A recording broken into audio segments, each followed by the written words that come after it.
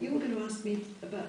Yes, I was going to ask Katherine about the structure of the novel, which is so, of the biography, it's so unusual, and perhaps, Katherine, you could explain the nature of it. It's caused a bit of controversy. Hermione Lee, the Guardian, didn't like it at all. She hated the structure.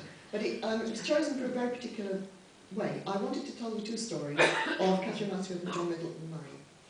And if I'd told them as a linear narrative, people who loved Katherine Mansfield would simply have given up reading when they got to the section of John Middleton Murray. And it would also have seemed a bit like The Tail on the Dog. It just would have been a bit of an anti-climax, really, I think.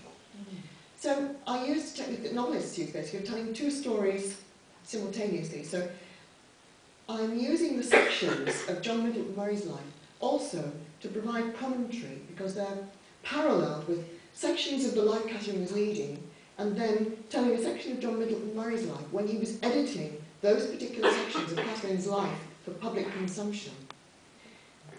In order to make more of a contrast between the two, I chose to write the Katherine Mansfield sections in the present tense. Now, this is a bit controversial, but I wanted to use her letters and diaries, and telling it all in the present tense made it easier to seamlessly go from Katherine's quotes to my narrative, my connecting bits, and have the whole thing work seamlessly. But the present tense doesn't allow you to give any kind of authorial comment at all. But the John Middleton Murray sections, which are written in traditional biographical mode, really do allow me to comment, if you like, on the other sections.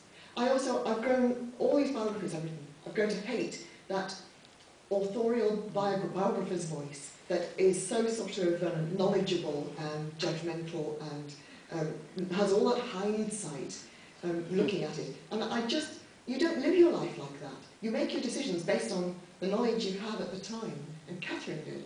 And so I wanted the reader to live Katherine's life moment by moment so that they could understand why she was making these sometimes very stupid decisions, which in hindsight you know are stupid, but she didn't at the time.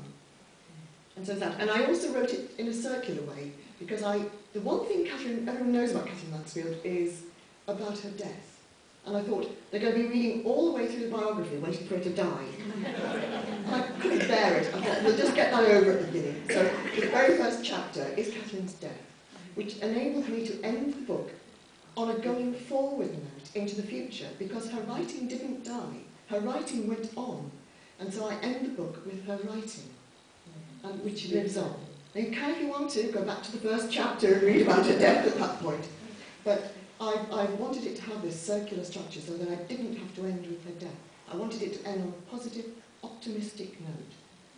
I think the ending is, as I've said to Katherine, really it's the most amazing, Kathleen, the most amazing ending, the most moving ending to a biography I've ever met, this turning away, and also the symbiosis between the two. You bring out brilliantly in the textures by having that structure. Because it was a symbiotic career almost, wasn't it? It was, yes. And you brought that out so well, I think it was tremendous. Oh, it worked for me.